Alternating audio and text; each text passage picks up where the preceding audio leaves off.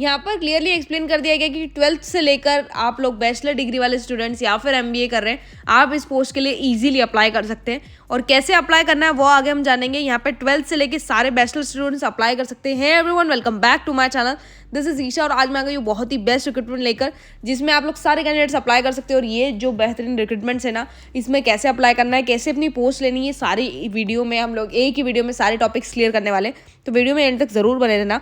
यहाँ पर हम लोगों ने कुछ चीज़ें ऐसी पॉइंट क्लियर किए हैं इस वीडियो में, जिसमें आप लोगों को सारे डाउट्स आपके क्लियर हो जाने वाले हैं। इसके बाद कोई भी डाउट नहीं रहेगा, सिंपली आपको अप्लाई करना है, जिसके लिए फटाफट से चैनल को सब्सक्राइब कर लो, टेलीग्राम चैनल ज्वाइन कर लो, अपडेट्स आपको मिल जाएंगे। बिना टाइम वेस्ट करे वीडियो यहाँ पे चालू करते हैं, टॉपिक मेन चालू करते हैं। दिल्ली डेवलपमेंट अथॉरिटी आपको हायर कर रहा है, जिसमें रिक्रूटमेंट सेल्स आ चुके हैं, जिसमें आप लोगों को मेन वेबसाइट बता दी गई है, एडवर्टीजमेंट नंबर क्लियरली है, तो आप लोगों को डायरेक्टली भी जाके आप चेक कर सकते हैं। इंपॉर्टेंट डेट्स पे चलते हैं कि ओपनिंग एंड रजिस्ट्रेशन डेट क्या है। तो 6/10 इसकी ओपनिंग एंड रजिस्ट्रेशन डेट रहने वाली है, यानी कि 2 दिन का और टाइम है। 2 दिन बाद इसके फॉर्म स्टार्ट होंगे, 10 बजे से इसके फॉर्म स्टार्ट हो जाएंगे। लास्ट डेट की बात करें तो अभी बहुत टाइम है लास्ट डेट को आने में, तो अभी अब ओपनिंग डेट भी नहीं आई है, लेकिन ये याद रखना कि लास्ट डेट भी आने वाली है। तो इससे पहले जैसे आप वीडियो देख रहे हैं वैसे वैसे अप्लाई कर लेना। टेंटेटिव शेड्यूल जो ऑनलाइन एग्जामिनेशन का स्टेज 2 रहने वाली, तो पहले जो है दिसंबर जनवरी में एक्सपेक्ट किया जा रहा है कि ऐसा हो सकता है। और जो नोटिफिकेशन लेटर आएगा सेकंड स्टेज का, तो वो तो आपको बता दिया जाएगा। तो इन केस जो है ये टेंटेटिव है तो चेंजेस हो सकता है, ये चीज़ याद रखना। अब ये जो एप्लीकेशंस है वो नेम ऑफ द पोस्ट कैसा है, ग्रुप कैसा है, बैचलर रिक्रूटमेंट्स कैसी है, कितने रिक्रूटमेंट से क्वालिफिकेशन क्या है, ये टॉपिक क्लियर करते हैं। तो यहाँ पर आप लोगों का जो नेम ऑफ द पोस्ट है वो आर्किटेक्ट की है। तो ये जो पोस्ट है ये लेवल 1 की है, ग्रुप ए की भर्ती है, जिसमें आप लोगों का एज है वो 40 ईयर्स की बात की गई है, मास्टर्स वाले स्टूडेंट्स के लिए। ये जो वैकेंसीज इसमें ज़्यादातर मास्टर्स बैचलर वाले स्टूडेंट्स हैं। अगर आप 10th पास स्टूडेंट्स हैं, सिर्फ आपने 10th किया, तो आप इस यहाँ पे अप्लाई नहीं कर सकते। तो एक चीज़ है कि आप लोगों को चैनल पे और भी अपडेट्स मिल जाएंगे, जिसमें सिर्फ 10th पास की बहुत सारी रिक्रूटमेंट्स आई हुई है और आगे भी अपडेट्स आते रहेंगे, जिसके लिए चैनल को सब्सक्राइब जरूर कर लेना। डिप्टी डायरेक्टर पब्लिक रिलेशन की बात करें तो लेवल ए का पेमेंट है, जिसमें 40 ईयर्स तक आप अप्लाई कर सकते हैं। पीजी डिप्लोमा इन डिग्री अगर आपका जर्नलिज्म एंड मास कम्युनिकेशन में है तो आप अप्लाई कर सकते हैं, जिसमें एक ही पोस्ट है। पोस्ट वाइज भी देखते चलना कि आप लोगों की जो कैटेगरी उस वाइज पोस्ट यहाँ पे रहना चाहिए। पीजी डिप्लोमा और डिग्री इन जर्नलिज्म मास बताई गई है और मास कम्युनिकेशन बताया गया, तो ये चीज़ याद रखना। नेक्स्ट जो है आप लोगों की थर्ड है डिप्टी डायरेक्टर प्लानिंग, तो 40 ईयर्स तक आप अप्लाई कर सकते हैं। Bachelor degree in planning architecture, civil municipal engineering अगर आपने की है। सेकेंड थिंग, अगर आपने पोस्ट ग्रेजुएशन इन प्लानिंग किया है तो आप अप्लाई कर सकते हैं। Field of town city urban housing और ट्रांसपोर्ट डेवलपमेंट, तो ये चीज़ बताई गई है। एटलीस्ट 5 ईयर्स का आपका एक्सपीरियंस होना चाहिए, क्योंकि ये बहुत ज़्यादा अपर लेवल की पोस्ट है, तो आपको एक्सपीरियंस यहाँ पे मांगा गया है। अगर आपकी ये पोस्ट नहीं है तो वीडियो आप आगे स्किप करके भी देख सकते हैं। कुछ जो आपका मेन टॉपिक है वो आप यहाँ पे देखना। जो ये जो पोस्ट है यहाँ पे पोस्ट ग्रेजुएशन वाले बहुत सारे स्टूडेंट्स हैं जो कि पोस्ट ग्रेजुएशन वाली पोस्ट में चाहते हैं, तो असिस्टेंट डायरेक्टर लैंडस्केप की पोस्ट है, जिसमें आप लोग post graduation diploma in landscape architecture वाले स्टूडेंट्स अप्लाई कर सकते हैं। बैचलर डिग्री इन बॉटनी अगर आपकी है, एग्रीकल्चर और हॉरिजॉन्टल यहाँ पे आप लोगों को एक चीज़ बताई गई कि इसमें रिकग्नाइज यूनिवर्सिटी और इंस्टीट्यूट मांगा गया है, जिसमें आप लोगों को एक चीज़ एक्सप्लेन कर दी गई है। एग्रीकल्चर लेवल पे बैचलर डिग्री आपकी होनी चाहिए या फिर बॉटनी में, और एक चीज़ में यूनिवर्सिटी और जो है आप लोगों का इंस्टीट्यूट है। तो ये मेन टॉपिक रहने वाला है, तो ये चीज़ याद रखना कि ये सारी चीज़ें मेन है, रिकग्नाइज यूनिवर्सिटी मेन मांगी गई है। यहाँ पे अगर आप बीवी वाले स्टूडेंट्स हैं, बीटेक वाले, इंजीनियरिंग वाले स्टूडेंट्स हैं, कंप्यूटर साइंस वाले स्टूडेंट्स हैं, आईटी वाले, एमसी वाले स्टूडेंट्स हैं, तो आप लोगों को भी यहाँ पे पोस्ट की बात की गई है, जिसमें लास्ट तक आप 30 ईयर्स तक अप्लाई कर सकते हैं। लेवल 18 का पेमेंट होगा, जिसमें आप लोगों को लेवल 10 का आपका पेमेंट होने वाला है, और उसमें असिस्टेंट डायरेक्टर सिस्टम की बात की गई है। तो यहाँ पे आप 30 ईयर्स तक अप्लाई कर सकते हैं। टोटल वैकेंसीज 3 ही है, यूआर में 2 है, ओबीसी में 1 है, तो ये चीज़ याद रखना। असिस्टेंट एग्जीक्यूटिव इंजीनियर में लेवल 10 का पेमेंट है, 21 से लेकर 30 साल तक वाले सारे स्टूडेंट्स अप्लाई कर सकते हैं। अगर आप सेक्शन ए से लेकर बी तक कोई भी इंस्टीट्यूशन एग्जामिनेशन में कंप्लीट किया है सिविल इंजीनियरिंग इन इंडिया से, तो आप अप्लाई कर सकते हैं। सिविल इंजीनियरिंग फॉरेन की यूनिवर्सिटी से, कॉलेज, इंस्टीट्यूट से, किसी से भी किया है तो भी आप इसके लिए एलिजिबल है, अप्लाई कर सकते हैं। असिस्टेंट एग्जीक्यूटिव इंजीनियर इलेक्ट्रॉनिक या इलेक्ट्रिकल की बात करें तो यहाँ पे 21 से 30 साल तक अप्लाई कर सकते हैं। डिग्री आपकी वही इंजीनियरिंग में होनी चाहिए, इलेक्ट्रिकल इंजीनियरिंग में। रिकग्नाइज बोर्ड से आप अप्लाई कर सकते हैं। 3 पोस्ट यहाँ पे हमें देखने को मिलती है, तो यहाँ पर आप लोगों को ये चीज़ एक्सप्लेन कर दी गई है। डायरेक्टर लेवल पे ही अधिकतर पोस्ट है, ये चीज़ याद रखना। लीगल असिस्टेंट की बात करें तो यहाँ पे डायरेक्टर लेवल पे ही हमें अधिकतर पोस्ट देखने को मिलती है, जिसके लिए आप इजीली अप्लाई यहाँ पे कर सकते हैं। नेक्स्ट हमें बताया गया है पे लीगल असिस्टेंट। लीगल असिस्टेंट की जो पोस्ट है वो ग्रुप बी की भर्ती रहने वाली है, जिसमें मैट्रिक्स पे 7 लेवल का होगा, जिसमें अगर आप प्रोसेसिंग कर रहे हैं रेगुलर डिग्री लॉ तो भी आप अप्लाई कर सकती हैं, क्योंकि ये लीगल असिस्टेंट की पोस्ट है। तो यहाँ पे अगर आप लॉ की डिग्री अभी प्रोसेसिंग ही कर रहे हैं तो भी आप अप्लाई कर सकते हैं। अदरवाइज आपका 3 ईयर का एक्सपीरियंस होना चाहिए एट अ बार, और उसके साथ साथ फ्रॉम अ DDA एम्प्लॉय, अगर फॉर अ DDA एम्प्लॉय अगर आप अप्लाई करते तो रेगुलर डिग्री आपकी होनी चाहिए, और रेगुलर ही मांगा गया, अलग से आपको लिख दिया गया है कि रेगुलर डिग्री। 7 आपको टोटल वैकेंसीज है, 5 अलग, 2 अलग और 1 अलग, जिसमें आप लोगों को अलग अलग वैकेंसीज भी एक्सप्लेन कर दी गई है। प्लानिंग असिस्टेंट पे चलते हैं तो बैचलर डिग्री इन प्लानिंग होनी चाहिए, और उसके साथ साथ आर्किटेक्चर असिस्टेंट की बात करें तो 7th लेवल का पेमेंट होगा, 30 साल तक अप्लाई कर सकते हैं। डिग्री इन आर्किटेक्चर होनी चाहिए। प्रोग्रामर की बात करें तो masters degree in computer science वाले स्टूडेंट्स, कंप्यूटर एप्लीकेशन वाले students should have pass B level का एग्जामिनेशन आपने पास किया होना चाहिए, और उसमें इंजीनियरिंग वाले या फिर कंप्यूटर साइंस वाले स्टूडेंट्स भी अप्लाई कर सकते हैं। तो ये चीज़ें एक्सप्लेन कर दी गई है। जूनियर लेवल के, सिविल लेवल के, इंजीनियरिंग जो भी स्टूडेंट्स कर रहे हैं वो भी आप अप्लाई कर सकते हो। यहाँ पर आप लोगों को मल्टीपल बहुत सारी पोस्ट अलग अलग देखने को मिलती है। ये जो है जूनियर ट्रांसलेटर की पोस्ट है, जिसमें मास्टर डिग्री आपकी होनी चाहिए। हिंदी और इंग्लिश लैंग्वेज में आप लोगों का एक सब्जेक्ट होना चाहिए। Master degree from recognised university और इंस्टीट्यूट, और इसमें आपका हिंदी और इंग्लिश लेवल का एक सब्जेक्ट होना चाहिए, जिसकी आपको टोटल 6 भर्ती देखने को मिलती है। UR में 4 है, SC में 1 है, और OBC में 1 है। तो ये यहाँ पे आप लोगों को जो है जूनियर ट्रांसलेटर की भी पोस्ट देखने को मिलती है। नॉन ऑफिसर, ये जो सिक्योरिटी असिस्टेंट ऑफिसर है, इसमें भी पोस्ट है। यहाँ पे आप लोगों को वेट्स और ये सारी चीज़ें एक्सप्लेन कर दी गई है। यहाँ पे कैसे अप्लाई करना है, सो बैचलर डिग्री होनी चाहिए, हाइट आपकी 170 सेंटीमीटर होनी चाहिए, चेस्ट की बात करें 81 सेंटीमीटर। तो ये चीज़ अलग अलग है। वेट की बात करें तो 55 किलोग्राम्स, और फिजिकल मेजरमेंट भी होगा। तो इसका जो स्पेसिफिक अगर आपको टॉपिक चाहिए तो आप इसके पे ChatGPT करना, तो आप लोगों को डायरेक्टली सारी चीज़ें देखने को मिल जाएगी। स्टेनोग्राफर की एक पोस्ट है, पटवारी की एक पोस्ट है।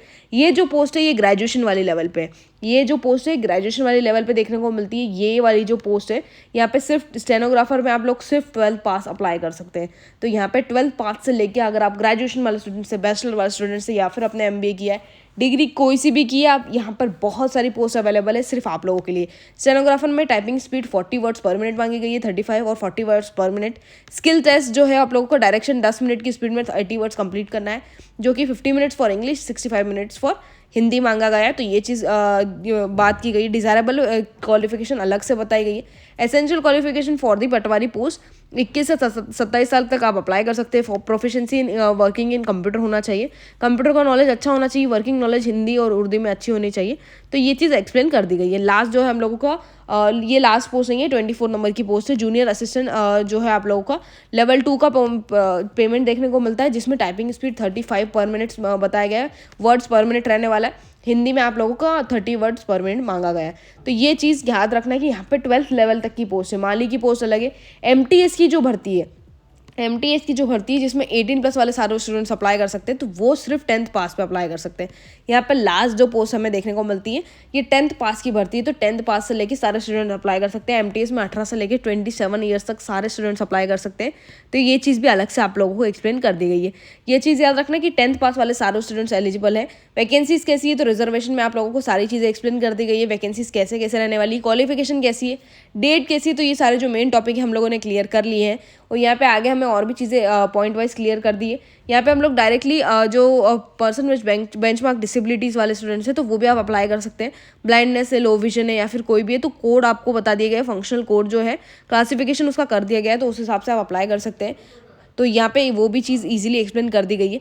डिटेल वाइज एक एक टॉपिक जो है वो इस PDF में हमें मिल गया है। तो यहाँ पे आप लोगों को किसी भी चीज़ की टेंशन लेने की ज़रूरत नहीं है। एलिजिबिलिटी की बात करें या नेशनलिटी की बात करें, तो यहाँ पे candidates citizen of India, subject of Nepal, Bhutan वाले स्टूडेंट्स भी इसके लिए एलिजिबल है, अप्लाई कर सकते हैं। रिलैक्सेशन की बात करें तो रिलैक्सेशन आपको 5 साल, 10 साल, 15 साल और 13 साल तक का रिलैक्सेशन है। तो रिलैक्सेशन भी प्रोवाइडेड है। डेट ऑफ बर्थ के अलावा अगर आपको कोई भी है तो 10th के टॉपिक पे आप अप्लाई कर सकते हैं। 10th लेवल पे यहाँ पे अप्लाई कर सकते हैं, 10th से लेके ग्रेजुएशन वाले स्टूडेंट्स। तो ये भी चीज़ें एक्सप्लेन कर दी गई है। नेक्स्ट हमें यहाँ पे बात की गई है एग्जामिनेशन फ़ी की। तो एग्जामिनेशन फ़ी पे चलते हैं। तो यहाँ पे UR से लेके OBC और 2500 रुपये का आप लोगों को UR के लिए और OBC के लिए पेमेंट लगने वाला है। PWD ट्रांसजेंडर फीमेल्स बात करें तो यहाँ पे 1500 का ये रिफंडेबल पेमेंट है। यहाँ पे जो रिफंडेबल पेमेंट है वो ओनली PWD ट्रांसजेंडर और एक्स सर्विसमैन फीमेल कैंडिडेट्स से और ST/SC के लिए होने वाला है। तो ये चीज़ याद रखना कि ये जो 1500 रुपये का पेमेंट है आप लोगों को रिफंड में मिल जाएगा। तो ये चीज़ यहाँ पे UR OBC वालों के लिए बिल्कुल नहीं है। तो ये चीज़ आप याद रखना कि UR के लिए, OBC के लिए ये नॉन रिफंडेबल पेमेंट है। अगर आपने एक बार एप्लीकेशन फी पेमेंट कर दी तो उसके बाद आपका कोई भी पेमेंट रिटर्न यहाँ पे नहीं होने वाला। नेक्स्ट हमें यहाँ पे बताया गया है मोड ऑफ पेमेंट। ये जो मोड ऑफ पेमेंट है ये ऑनलाइन ही होगा। इंटरनेट बैंकिंग से, डेबिट कार्ड, क्रेडिट कार्ड से पेमेंट कर सकते हैं। अदरवाइज कोई भी यहाँ पे पेमेंट नहीं होगा। There will be no option of payment.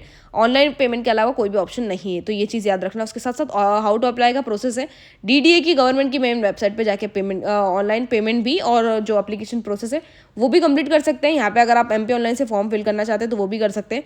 Scan जो है सिग्नेचर वगैरह होगी, जो सिग्नेचर है उसका फॉर्मेट बता दिया गया है, कैसे कैसे फॉर्म फिल करना है। तो यहाँ पर ये जो फॉर्म है अगर आप MP ऑनलाइन से फिल करते हैं तो ये आप लोगों के लिए बेस्ट होगा। इसके कुछ अलग से चार्जेस लगेंगे जो कि MP ऑनलाइन पे लगते हैं एप्लीकेशन फ़ी से अलग। तो यहाँ पे आपको वो सबमिट करने होंगे और आपका एप्लीकेशन फॉर्म डायरेक्टली कंप्लीट हो जाएगा। तो ये चीज़ भी बता दी गई है। यहाँ पे जो डिटेल्स ऑफ एग्जामिनेशन है, स्कीम ऑफ एग्जामिनेशन है वो बताई गई है।